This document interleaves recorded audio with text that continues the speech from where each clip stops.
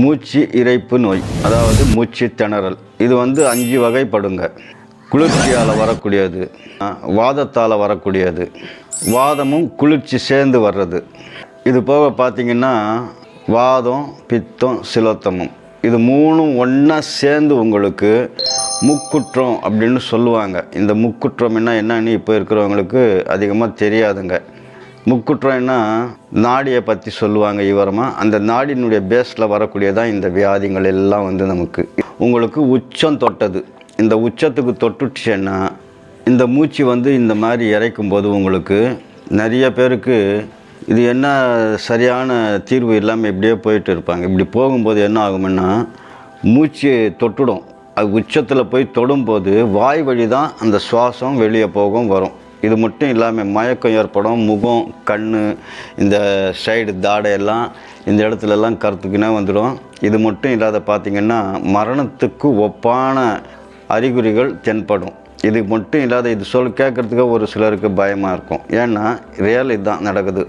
இந்த அளவுக்கு போயிடுச்சுன்னா எந்த வைத்தியராலையும் சரி யாராலையும் காப்பாற்றுறதுக்கு மிக கடுமையான ஒரு விளைவு நம்ம சந்திச்சு ஆகணும். இந்த உச்சம் தொடுறதுக்கு முன்ன எவ்வளவோ மருத்துவம் இருக்குது இன்றைக்கி. அதெல்லாம் நம்ம செஞ்சு சரி பண்ணிக்கிறது தான் அதிகமான நன்மை தரக்கூடியதுங்க. இதே மூச்சு திணறல் பார்க்கும்போது ஒரு சிலருக்கு சளி நிறையா வெளியேறும். அடிக்கடிக்கு எச்சல் துப்பிக்கிட்டே இருப்பாங்க. இந்த எச்சில் நாள்பட்டு என்ன ஆகுன்னா நுரையா அப்படியே இவ்வளோ சளி இவ்வளோ பெருசாக அந்த குழன்னு எச்சிலோடு சேர்ந்து துப்புவாங்க. அந்த எச்சிலில் பார்த்திங்கன்னா அவ்வளோ நுரை இருக்கும். ஏன் இந்த நுரை வருதுன்னு பார்த்திங்கன்னா நம்ம உடம்புல காற்று மண்டலம் சுத்தமாக கெட்டு போயிட்டு இந்த கேஷ் இதில் கலந்துடும், சளியில் கலந்துடும். கலந்து வரும்போது நுரையாக இந்த சளிங்க வெளியேறும். இப்படி வரும்போது என்ன நிலைப்பாடு அப்படின்னு பார்த்திங்கன்னா இதுதான் வாதத்தால் வரக்கூடிய மூச்சு திணறல். இதே மூச்சு திணறல் பார்க்கும்போது எந்த நிலைப்பாடுன்னு நம்ம தெரிஞ்சுக்கிறதுக்கு ஒரு சில அறிகுறிகள் இருக்குங்க. இந்த அறிகுறிகள் எல்லாம் எப்படி இருக்குன்னு பார்த்திங்கன்னா ஒருத்தருக்கு குளிர்ச்சியால் வருது இந்த மூச்சு திணறல்னா சளி துப்பும்போது சளி கட்டியாக இருக்கும், லைட்டாக கரு நிறத்தில் இருக்கும், அதாவது சாம்பல் நிறத்தில் காணப்படும். நம்ம எருமிட்டை எரிச்சா எப்படி இருக்கும், வெள்ளை, ரொம்ப தூய்மையாக வெள்ளை இருக்காது, லைட்டாக அந்த சாம்பல் நிறம்னு சொல்லுவாங்க, அந்த கலரில் வரும். அதே நேரத்தில் பார்த்தீங்கன்னா சளி கனத்து போயிடும், கவுசி வாடை நிறைய வீசும். அந்த சளி துப்புன இடத்துல கவுசி வாடை இப்படி வந்தால் நீங்கள் உங்களுக்கு சிலோத்தம நோயில் வரக்கூடிய, அதாவது குளிர்ச்சி, சிலோத்தமம் என்றது குளிர்ச்சிங்க. பித்தத்தால் வரக்கூடிய மூச்சு திணறல் ஒன்று இருக்குங்க. இதில் சளி எப்படி வரும் அப்படின்னு பார்த்திங்கன்னா வெள்ளையாக இருக்கும், சளி லைட்டாக மஞ்சள் கலந்த மாதிரி இருக்கும். இவ்வளோ அவஸ்தைப்பட்டு நம்ம இந்த வியாதி நம்ம காசை கொடுத்து விலைக்கு வாங்கின மாதிரி. ஏன்னா இதெல்லாம் ஆரம்ப நிலையில் இருக்கும்போது ஒரு முறை இருக்குது பேதி. இந்த பேதி வருஷத்துக்கு 2 முறை, 6 மாதத்துக்கு ஒரு முறை நீங்கள் இந்த பேதி வாங்கிட்டீங்கன்னா நம்ம குடல் சுத்தமாகிறது மட்டும் இல்லைங்க, இந்த சிறுநீர் பாதை, சுவாச குழாய் இதையெல்லாம் செம்மையாக இருக்கும். இது சிறு கிருமிங்க நிறையா இருக்கும் நம்ம உடம்புல.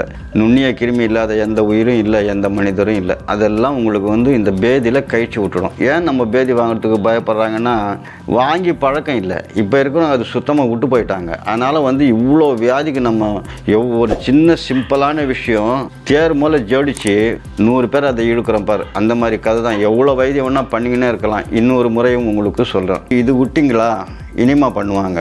3 மாதத்துக்கு ஒரு வாட்டி, 6 மாதத்துக்கு ஒரு வாட்டி இப்படி பண்ணுவாங்க. இந்த வாரத்துக்கெல்லாம் 1 முறை 2 முறை எல்லாம் இனிமா பண்ணக்கூடாது. அவ்வளோ அந்த அளவுக்கு மோசமாக போயிடும். நம்ம குடல் சுத்தம் இருந்தால் பேதியை செஞ்சால் என்ன விஷயம்னு பார்த்திங்கன்னா முதல்ல சுவாச காற்று எல்லாம் உங்களுக்கு சுத்தம் அடைஞ்சிடும். இது மட்டும் இல்லாமல் ரத்த நாளமெல்லாம் சுத்தமடையும். அசுத்தம் நம்ம உடம்புல கழிச்சிக்கிட்டே இருக்குது. எவ்வளவோ நம்ம சாப்பிட்றோம், அந்த கழிவுங்கள்லாம் எங்கே நம்ம சுத்தமாக வெளியேறுது. அதனால தான் நம்ம முன்னோர்கள் பழக்க வழக்கமாக சொல்லி வச்சுருந்தாங்க, இந்த பேதி வாங்குறது, இந்த தலைக்கு எண்ணெய் தேய்ச்சி குளிக்கிறது, இதெல்லாம் உடம்புக்கு மிக மிக நன்மை தரும். இது மட்டும் இல்லாத இதெல்லாம் செஞ்சிட்டிங்க அப்படின்னா இன்னொரு விஷயமும் சொல்லிடுறேன். யோகா பயிற்சி. இன்றைக்கி யோகா பயிற்சிக்கு நிறையா பலன் இருக்குது. முறையோடு நல்ல ஆசானை தேர்ந்தெடுத்து நீங்கள் இந்த யோகா பயிற்சி கற்றுக்கிட்டு செய்யும் போது அந்த உடலே வேறு மாதிரி இருக்கும். உங்களுக்கு அவ்வளோ ஃபீலிங் இருக்கும். எந்த வியாதி இருந்தாலும் சரி அது கட்டு பண்ணக்கூடிய ஒரு பெரிய அற்புதமான அருமருந்து. காசு பணம் தேவையில்லை, எந்த மருந்தும் நீங்கள் சாப்பிட தேவையில்லை. இதுக்கெல்லாம் மிஞ்சி ஒரு நோயாளி மிக தள்ளாடுறார் அப்படின்னா கண்டிப்பாக நீங்கள் சித்த வைத்திய டாக்டர் பார்க்குறது மிக மிக உத்தமமான விஷயம். அவருடைய ஆலோசனை கேட்டு நீங்கள் செஞ்சீங்கன்னா இந்த மூச்சு திணறல் நோயிலேருந்து மிக எளிதில் உங்களை மீட்டிக்கலாங்க. இந்த வீடியோ உங்களுக்கு பிடிச்சது என்ன, லைக் பண்ணுங்கள், கமெண்ட் பண்ணுங்கள். சுகபேதி எத்தனை பேர் நீங்கள்லாம் எடுக்கிறீங்கன்றது கமெண்ட் பண்ணி சொல்லுங்கள். ஏற்கனவே இந்த மூச்சு திணறலுக்கு பதிவுங்க போட்டிருக்கோம், அதை பார்க்காதவங்க பாருங்கள். மேலும் இது போன்ற பயனுள்ள தகவலுக்கு இந்த சேனலை சப்ஸ்கிரைப் செய்யவும், அருகில் உள்ள பெல் பட்டனை கிளிக் செய்து ஆலில் செட் செய்யவும்.